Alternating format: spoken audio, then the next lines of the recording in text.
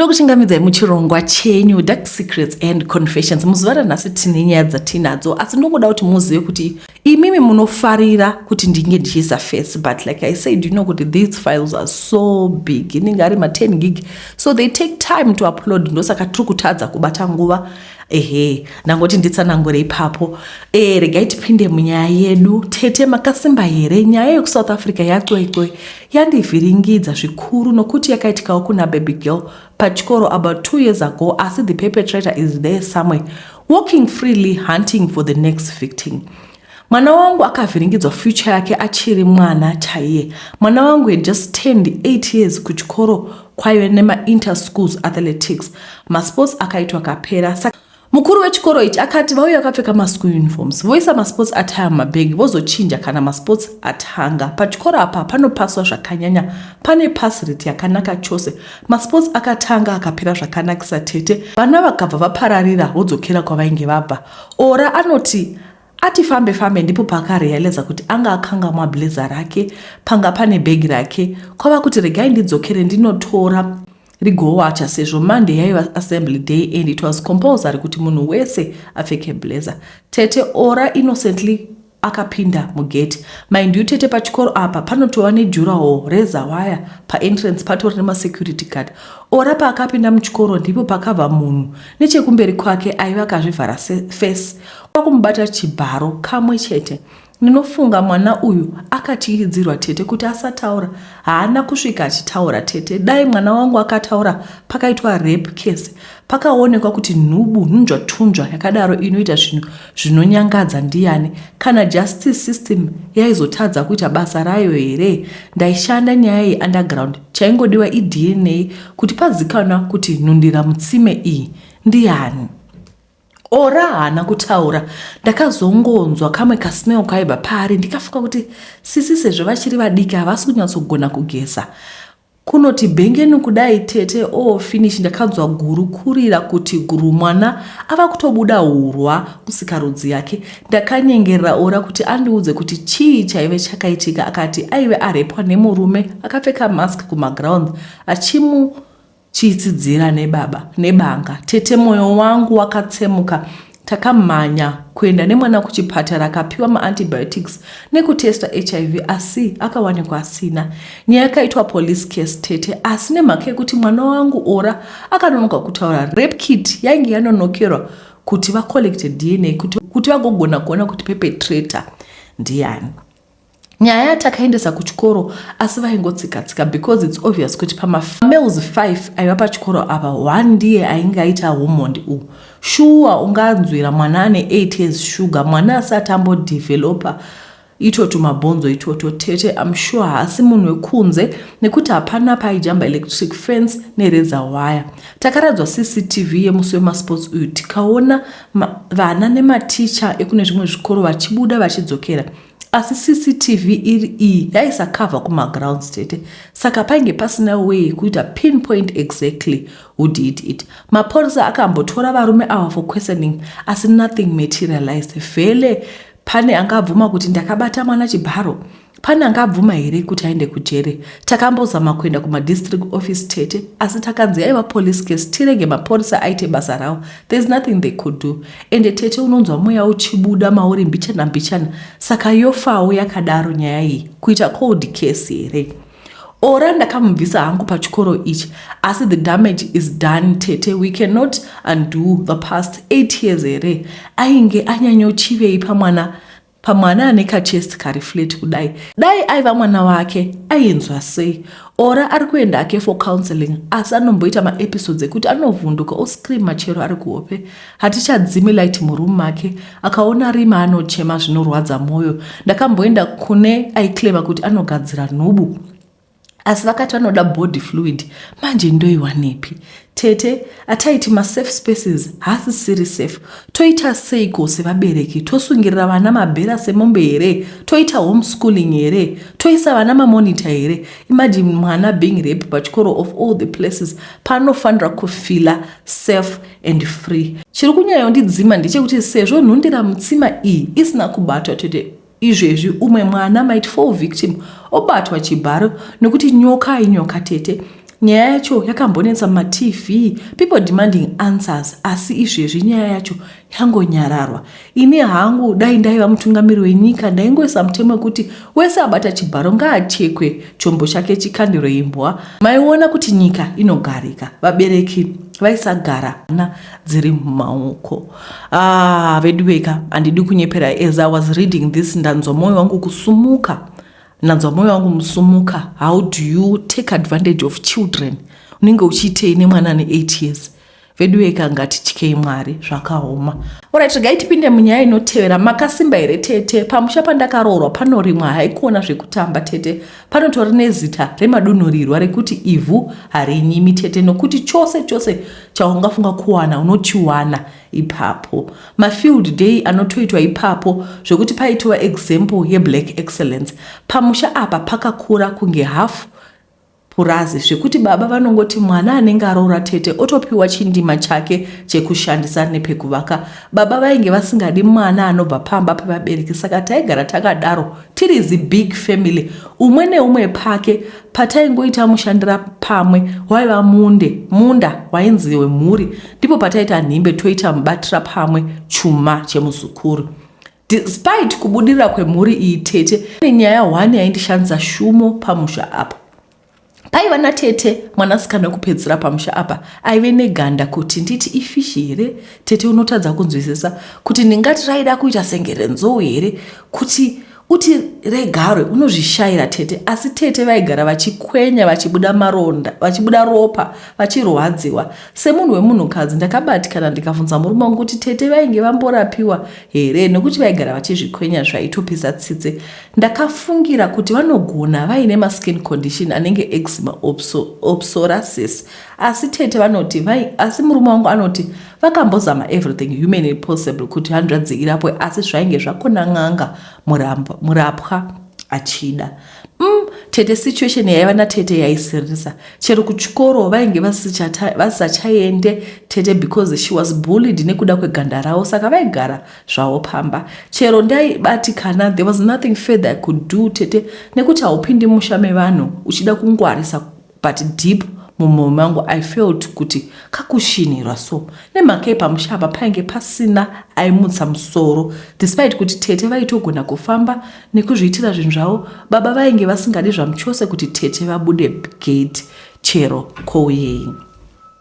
Takagara zvedu paya Tete was a pampered princess. What she wanted vachiwana. Zvaitozikana kuti dziso rababa riri pana Tete, vaiva daddy's girl. Asi zvinonzi china manenje hachifambisi Tete, chinomirira kuti mavara acho atange aonekwa. Taizoziva here kuti manenje acho taizosangana nawo mune ramangwana. Tete kana chokwadi choda kubuda Tete, hapana chinochidzivisa. Umwe musi kwakaitwa nhimbe kwamachaya. Mazuva iwawo paive padhuze nemazuva eEaster sengatarisana nawo izvezvi, saka kwaifamba vemachechi vachikoka vanhu mumisangano yavo yemachechi.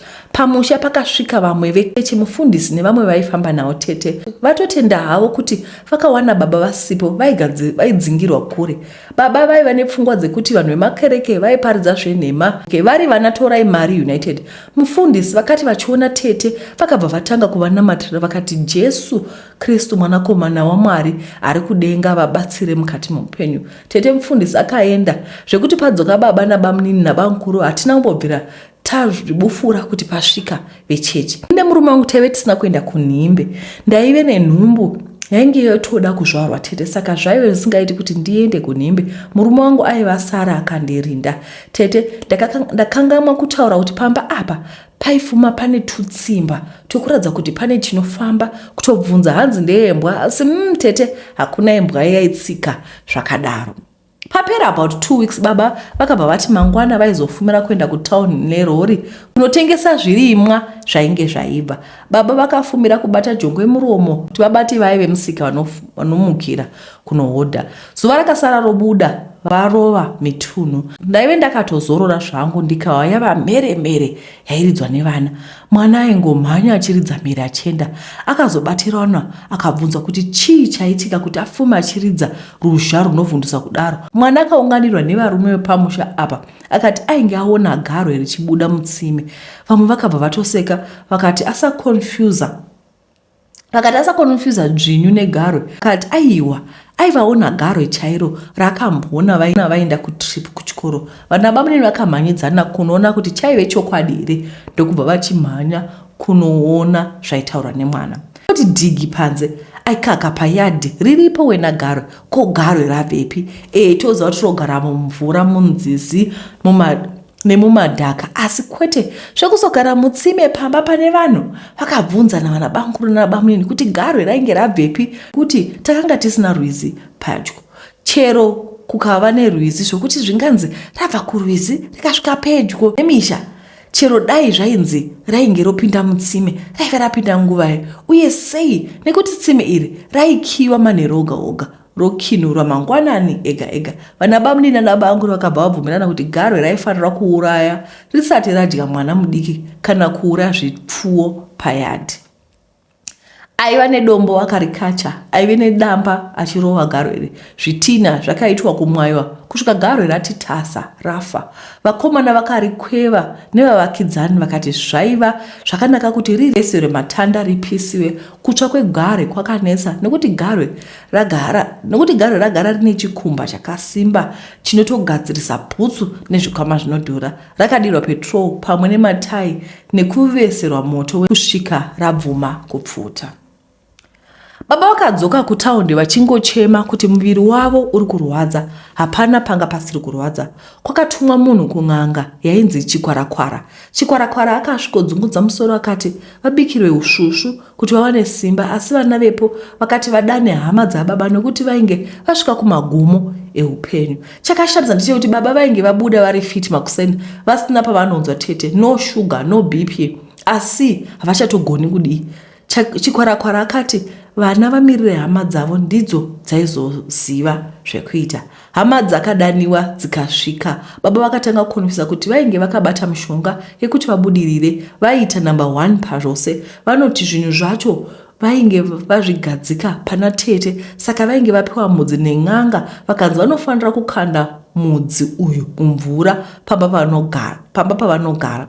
Saka kuti pasava nekufungirana, baba vakabva vacheresa tsime pamusha vakakanda. Havana kuziva kuti mushonga uchapanduka kuita chikara, uye garwe iri rainanzva vatete Juli. Ndosaka kumadhokota echirungu zvaisarapisika sekuti zvaiva neushereketwa mukati. Garwe iri raisafanira kubuda pachena. Havatonzwisisi kuti sei rainge rabuda pachena. Ine murume wangu takangotarisana, hapana akada kuzvibufura kuti painge pasvika mufundisi. Vanhu pavainge vainda kunhimba yekwamachaya, baba vakazofuma vakaoma mangwana acho, pakatoridzwa mere vakavigwa havo.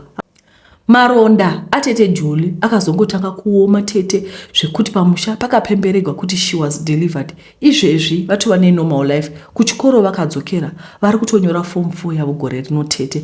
Asi hindava vabereki vachishaya moyo to the extent yekushereketa pamwana. Moyo haurwadzi here? Tete Juli vaigara uchema nemaronde airwadza. Izvo baba vari kutoziva kuti zviri kuvaitisa mari. Kutaura kuno Tete musha wavadongo Tete. Vana vakangotanga kupumuka 1-1. Pangosara guva rababa nepakapisirwa garwe pasingachameri sora kusvika nhasi. Isiwo takazowana musha wedu, takatobva pamusha uye Tete Juli takavatora tiri kugara navo. Zvakaoma hazvo. Kureva kuti dai pasina mufundisi Tete Juli vangadai vachingorwadzwa nanhasi. Mufunge Tete, Mwari vakatendeka nguva dzose. Zvakaoma chokwadi. Ndo zvinhu zvakaoma zviri kusanganiwa nevanhu muupenyu. Vedu veka zvinorwadza kuti vabereki vako vanenge vachikuitisa zvinhu zvakadai. Nyaya iyi tinotenda kuti Mwari vakapindira. Unenge uchiona kuti mwana anenge achingogwadzwa achikwenya. Vedu vekulebha kunorwadza kuti uzvare mwana kuti agongoita maronda asina explanation. Zvakaoma. Regai tipinde munyaya inotevera. Ndiri kushaya mari mumba pamwe inodyiwa yese pakona negonzo. Ndakatuka n'anga mucomment section. Chakandiudza Joni inhamo vatete, mawiro andakaita ndakatakurwa nefriend yabamunini vangu vanogara kuno Joni. Paive pakatoshata pasina kana yebhazi chaiyo. Asi ndichisvika kuno ndakakangamwa nhamo yangu tek nesocial media. Kwandi ndaishanda pamba panga pane wifi naiva Tete. ndakauya zvekiya vatete paive pakatoshata Tete ene ndaive ndatofamba ndichivhima nesoti mumwe kuti ndichisvika pabasa ndikatambira tobva ndatumira amai kumusha nekuti situation yandainge ndafuratra it wasn't good at all. Ndakasiya amai vachidya muriwo wemashizha emambaira pamwe nevanun'una vangu. Baba vakashayika pane time. Ndakasvika kuno Joni unenge uchine focus Tete. Takaenda kubasa randaive ndatsvagirwa paya ndokushanda but paisava busy madam boss naboss vaigara vari out kuma business trip. Wi-Fi iriti ini ndaive ndisati ndanzwisisa zve-social media. Ndaive ndine kafoni kangu kaitoramba kuconnecta Wi-Fi. Mwedzi wapera ndakatumira mai mari ndokutengawo foni. Ndakatangawo kuti kana ndapedza basa ndopinda murumu ndoenda zvangu paFacebook. Ndakatevera kwainda mhepo ndichikomenta big time. Atuka ini ndatukawo, aseka ndosekawo, ata zvakanaka ndaingoteedzera. Ndakazodzidziswa zvemaghost account vaTete namaid aive muzimbo akati izvi zvekutuka neaccount yako hazviko zvinokushayisa munhu. Aitova nemaghost account ake aitukisa nawo vanhu nekuvhura hombe paFacebook. Ndakavhurawo Tete ndokutanga kushandisa account iya. Ndaive ndakufarisa pakazoita ng'anga yakaisa post papage payo ndokuzi namaid unofollowa ng'anga here. Tikati no, ipapo yaive yaisa post yekuti kana uchida kuromba inokwanisa kukurombesa online. Ikati kana vakadzi vanonetswa nanamarwe uyai ndosota, asi Tete vanhu vaidaira mucomment section vaive vashoma vaitaura zvakanaka. Ini ndakabva ndati uri mbavha wakamboona ng'anga inouya paFacebook. Kudaro vanhu vakabva vatanga kuti chokwadi ikatukwa ng'anga iyi.